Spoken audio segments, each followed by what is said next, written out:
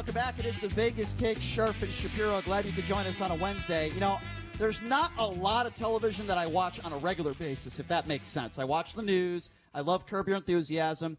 I watch very little reality television, but one of the few shows that I watch on a regular basis, and I've been watching it for years, I love it. It's Bar Rescue. And if you don't know who Jon Taffer is, he's the guy who literally hundreds of businesses he's revitalized and, turned businesses that basically are about to shut down. They're in massive debt. He goes in there and he turns it around and he fixes things. And if you don't know who Jon Taffer is, just have a listen to this. He goes off on some of these owners from time to time. Have a listen to this audio. Look at this. Danny. I seen it. But you served it. So understand you're cooked up. You then hold it in your hands, look at it, and say to yourself, this isn't right, correct? And then you brought it out anyway. I sent my wife Nicole in with her friend Ashley, and you knew it had to be right, and you still it up. I love it. Joining us right now on the line, none other than Jon Taffer. Jon, thank you so much for joining us. How are you? What's up, John? My pleasure, guys. Good to be here. So, Jon, am I a bad person by saying that my favorite part of your show is when you scream at these owners and you belittle them? Because, quite frankly, they deserve it. But it's to me, I love it when you turn these businesses around. But I just enjoy it when you yell at people. Does that make me a bad guy? I don't think it makes you a bad guy. How about if we present it differently? You like when I speak to people and they have a changing moment. Yes.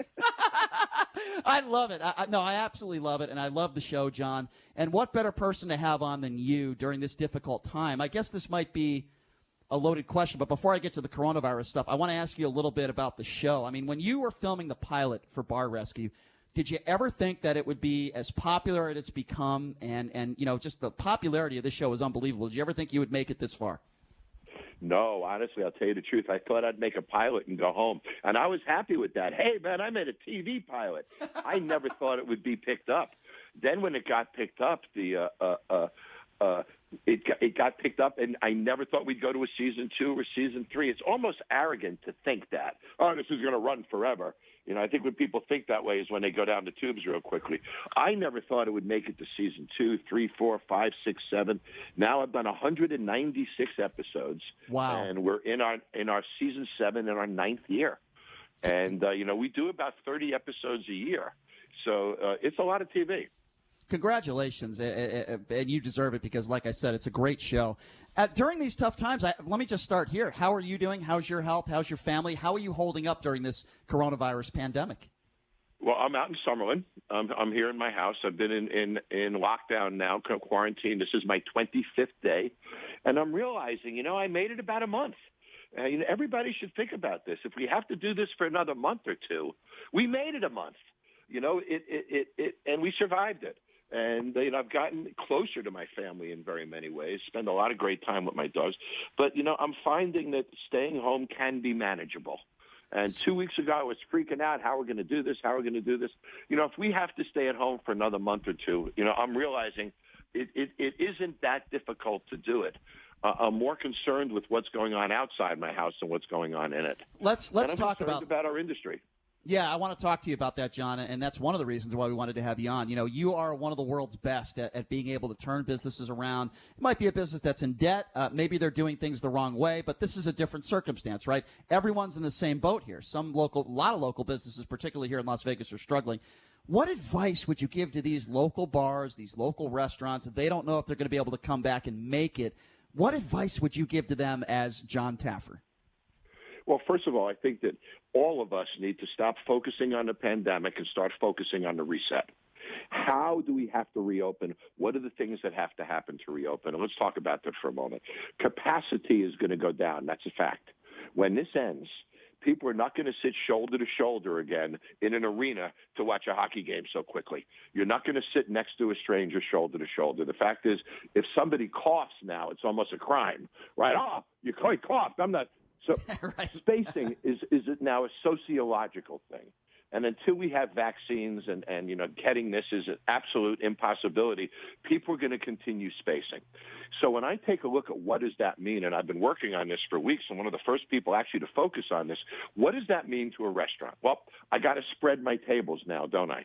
A supermarket has to make aisles one way and create spacing so that customers are apart. So if I do the spacing in a restaurant to create 6 feet of separation between strangers, so tables of 4 are now separated by 6 feet, bar stools are now separated, seating is now separated in casinos. When I do the math and look at floor plans and such, we lose between 40 and 60% of our capacity. Wow. Nobody's talking about this. Nobody's talking about this. So if a casino held 1,000 people, now it holds 600 people, 500 people. If a restaurant held 100, now it holds 60 or 50. So capacity is a huge issue of how we have to realign our business, think about our business models going forward. And we have to plan on this spacing and lower capacities as we go forward, or we're fooling ourselves. The other and so reading between the – sorry. Go, please. No, I was going to say, no. So reading between the lines, it sounds like if capacity is diminished, then obviously the gross revenue is diminished as well, which means that employees of we'll say a Tropicana or a restaurant that had 20 or 30 employees, that'll be dropped down to 15 or 20. So what do you think of right now? The estimation is between 20 and 22% of Las Vegas will be unemployed during this process. After this is over, do you think that maybe 5 or 10% of that 20% will still remain unemployed just because of the capacity difference? I do, and the volume differences. There's also a big change in the restaurant industry and the casino industry. If you close your eyes and you say, what restaurant brand is famous for cleanliness? There is not one that pops up. What casino is famous? No brands have positioned themselves as, leaders in cleanliness, sanitation, safety. That's never been a focus of any of these brands. When I choose to go to a casino, when this ends in 3 months, I'm not going to go to the casino that has the decor I love. I'm going to go to the casino that I trust the most to keep me safe. That is a huge change in the way we do business. I'm not marketing what hamburger I have anymore. I'm not marketing my pasta. I'm marketing safety. That's a huge change in the way we do business. And when you look at restaurant chains or casino chains, we have to change the way we're communicating. For example, I was on social media yesterday. There's a picture of a restaurant, a local restaurant. I won't mention the name. And it's a cook in the kitchen, and he's laying a lasagna noodle in a pan. And the post says, our famous lasagna will be ready for curbside pickup today at 5. The guy's wearing street clothes. He doesn't have a hat on. He doesn't have a mask on his head. Yes, he's wearing gloves, but we can't do that anymore as an industry. We need to be in white shirts. We need to have a mask on. We need to show the world and show our customers they can trust our safety. So the future, I see white chef coats. I don't see street clothes in kitchens anymore. I see masks on people's faces from now on. I see cameras, internet cameras in kitchens so that it's transparent, so I can go online and see that kitchen and trust it. Everything going forward is going to be about trust. What casino do I trust? Right. So basically what you're saying is John won't be hanging out at Circus anytime soon. I'm sorry, that was a horrible joke. Anyway, if you're just joining us, we're speaking with Jon Taffer, Bar Rescue, one of my favorite shows on television. And John's obviously a local here. He lives in Summerlin. So, John, I agree with what you just said. You're brilliant when it comes to this stuff. And you're right. Whoever is marketing themselves, not on the food they have, but how clean they are, I couldn't agree with you more. So I want you to talk now to some of these local bars, right? Some of these local businesses that own bars and maybe a family-owned restaurant. This is what you do. This is what you specialize in. These people are scared. They're struggling in a different way than the struggles and trials and tribulations that you do on your show, but in some ways identical. This is financial. They don't know if they're going to make it. Yep. Talk to them right now. What advice would you give to them? Well, first of all, we can't raise revenue now, but we can raise brand equity.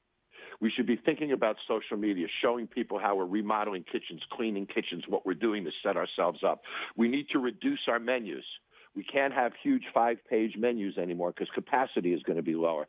Pick 5 or 10 items that you do really well and keep it at that, so that your supply side is more stable and that you're only producing less products.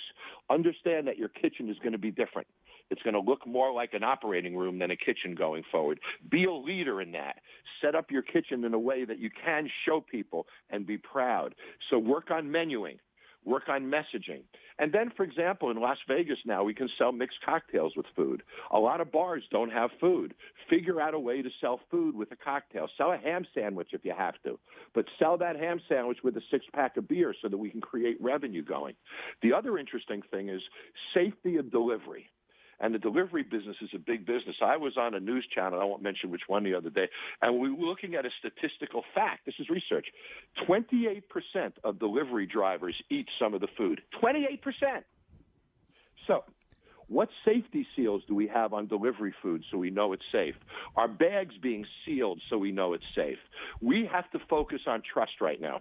We have to focus on the process and the communications that build trust.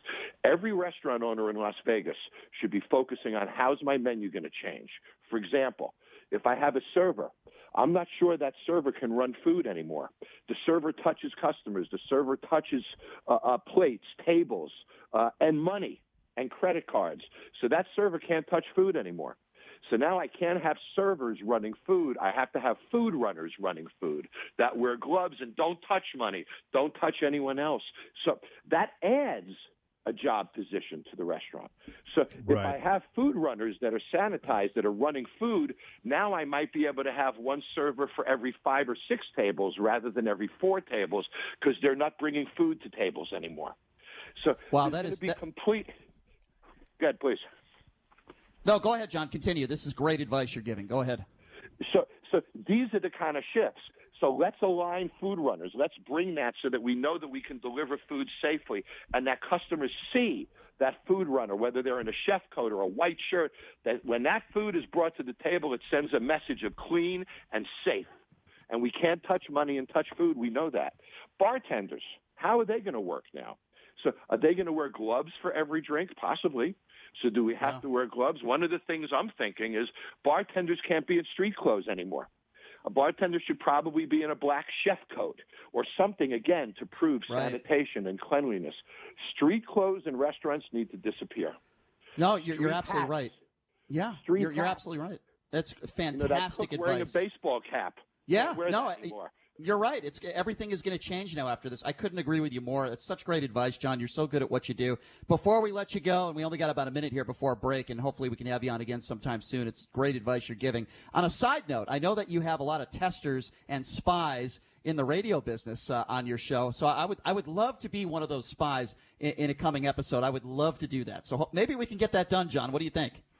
Well, I'm sure we can, guys. Right now we're looking at realigning Bar Rescue production to bring it to Vegas. You know, I always try to bring it to my hometown anytime I can. So if we're successful in doing that, then we will call you for sure, guys. John, you are the best. Thank you so much for your time and the great work that you do and the great advice. Hopefully we could have you on again sometime down the road, John. Thank you so much. Yeah, thanks a lot, John. Look forward to it. Take care, guys. Be safe. There you go. The legend himself, Jon Taffer from Bar Rescue. Take a quick break. Be back right after this. You're listening to The Vegas Take.